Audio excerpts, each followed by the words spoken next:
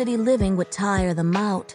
They'd run out of money and gall and come sniffling back to their mother's porch. But they never returned again.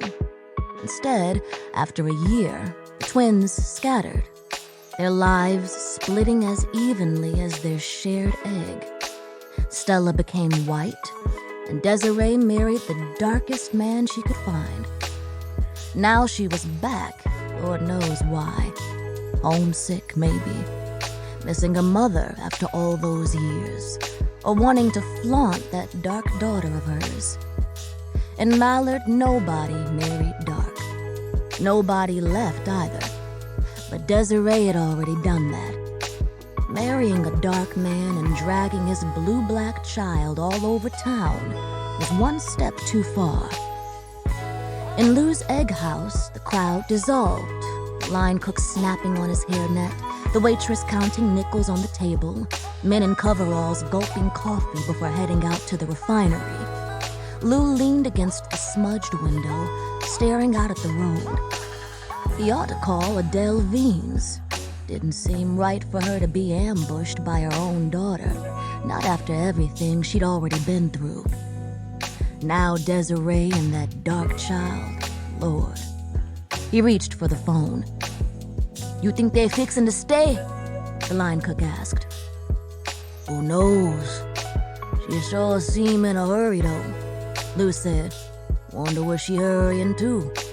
Look right past me, didn't wave or nothing. Uppity. And what reason she got to be uppity?" "Lord," Lou said, "I never seen a child that black before." It was a strange town.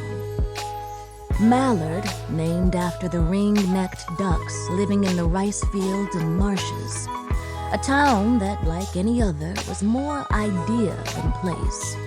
The idea arrived to Alphonse de Cure in 1848, as he stood in the sugarcane fields he'd inherited from the father who'd once owned him. The father now dead, the now freed son wished to build something on those acres of land that would last for centuries to come.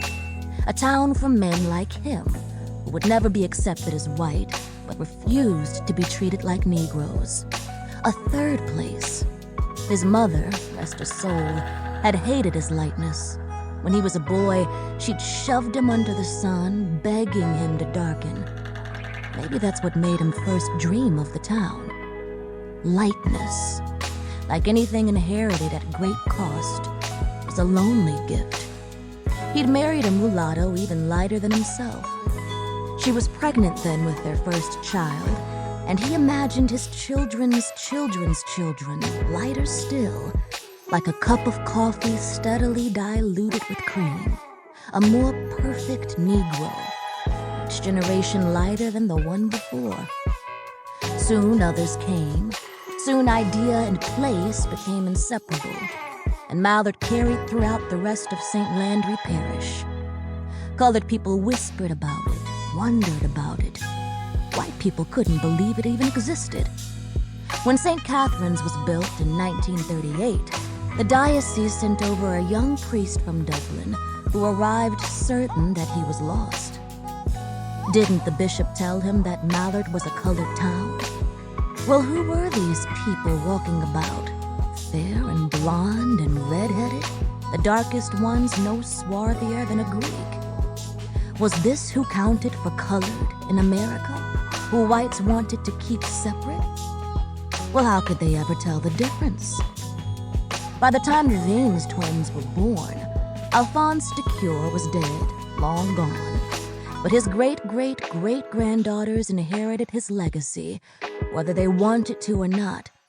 Even Desiree, who complained before every Founder's Day picnic, who rolled her eyes when the founder was mentioned in school, as if none of that business had anything to do with her. This would stick after the twins disappeared.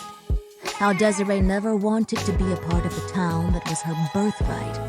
How she felt that you could flick away history, like shrugging a hand off your shoulder. You can escape a town, but you cannot escape blood.